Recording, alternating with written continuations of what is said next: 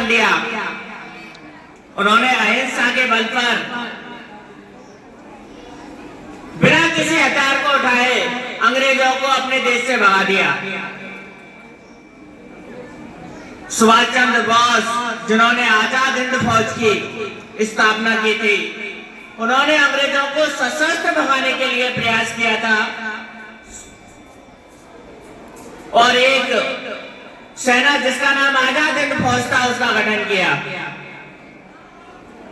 लाल, पाल, बाल, ये तीनों नाम एक साथ ही लिए जाते हैं जो गरम दल के नेता थे। लाला लाजपत राय, बिपिन चंद्र पाल और बाल गंगाधर तिलक, ये उन शहीदों के नाम है जिन्होंने अपनी कलम से, अपने तन से और अपने मन से देश को आजाद कराने में अपना सब कुछ न्यौछावर किया है।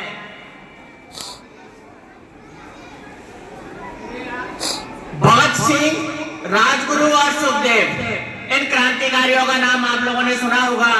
ये वो नौजवान थे जो बहुत छोटी सी उम्र में, मात्र 23 साल की उम्र में, इन्होंने अपने देश को आजाद कराने के लिए अंग्रेजों से लोहा लिया और हंसते हंसते फांसी पर चढ़ गए।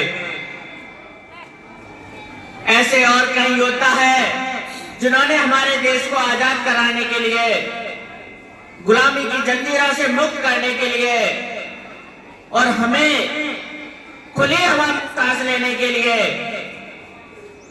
अपना सब कुछ न्यौछावर किया।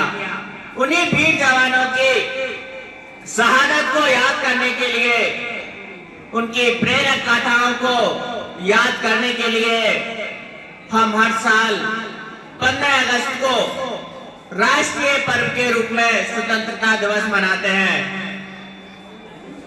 जिसमें हम उन योद्धाओं के द्वारा किए गए उनके कार्यों को याद करते हैं।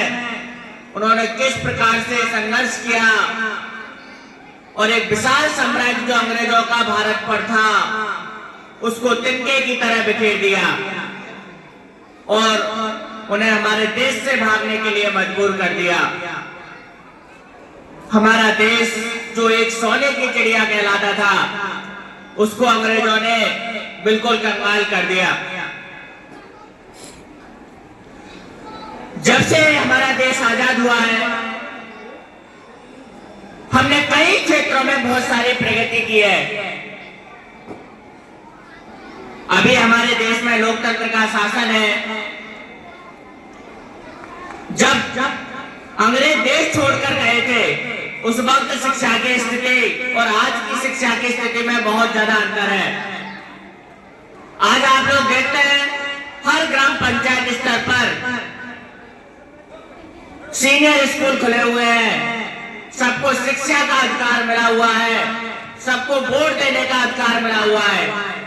एक जमाना था जब सबको वोट देने का भी अधिकार नहीं था, यानी अपनी सरकार चुनने का अधिकार नहीं था। ये हमें आजादी के बाद मिला है। अंतरिक्ष के क्षेत्र में भी हमारे देश ने बहुत ज्यादा प्रगति की है। आज रॉकेट लॉन्च के जरिए हम हमारे देश के सैटेलाइट ही नहीं, दूसरे देश के सैटेलाइट्स भी स्पेस के अंदर भेज दिए जाते हैं। टेक्नोलॉजी के क्षेत्र में अगर हम हमारे देश का योगदान देखें, जो सुविधाएं आज हम देख रहे हैं, हर घर में मोबाइल, टीवी, ये सब टेक्नोलॉजी का ही उपहार है। एक समय हुआ करता था कि बहुत बड़े वीआईपी लोगों के पास ही टेलीफोन हुआ करता था, लेकिन